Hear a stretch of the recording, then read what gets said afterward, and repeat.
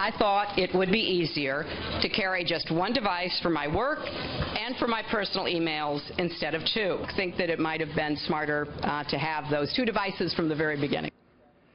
But we now know the former Secretary of State used more than a dozen different devices, some of which were lost or admittedly destroyed with a hammer or simply broken in half by an aide. So where does Congress go from here? Here to weigh in is Wisconsin Congressman Sean Duffy. Good morning, and we appreciate you joining us on this holiday weekend.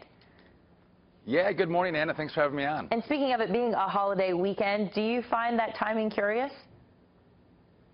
Very curious. I mean, I'm surprised the FBI would do a Friday news dump going into a long weekend. But in this story with Hillary Clinton's emails, nothing seems to surprise us.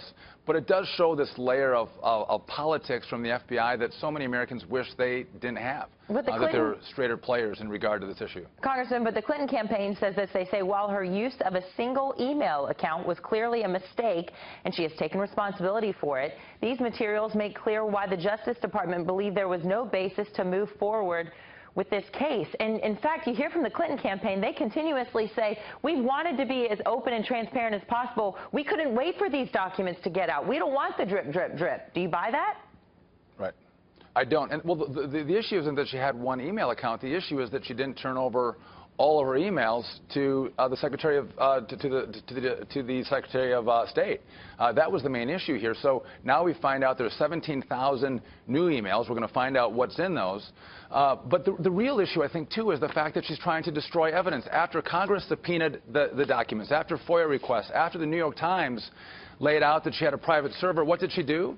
They smashed her old Blackberries, number one, and number two, they took a bleach bit to destroy a portion of the emails that were on the server.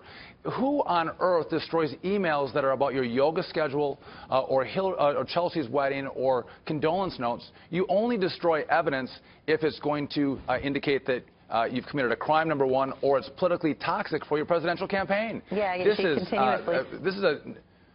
Go ahead. No matter how you look at this, this is a negative news story for Hillary Clinton. You look at her conversation with the FBI. She can't recall, if she's telling the truth, that indicates that this brain injury is more serious than most of us Americans realized before this document dump yesterday. And it calls into question her competence to serve as the commander-in-chief. That seems to be half the story. The other half of the story is that a lot of conservatives are starting to question, or some anyway, the credibility of this investigation to begin with and the decision made by James Comey not to have the Justice Department give an indictment. It really does, because there's so much smoke here. We think there has to be fire. So we in the House, when she's come to testify, obviously she was untruthful. She sent and received classified information, number one. She did not send all of the information to the federal government. So we can hold her in contempt of Congress and send that to the Department of Justice. But Anna, do you think that the Obama Department of Justice is going to pursue charges against Hillary Clinton? Not. All right. We appreciate your time, Congressman Sean Duffy, telling us where you think it'll go from here. Thanks, appreciate Anna. it.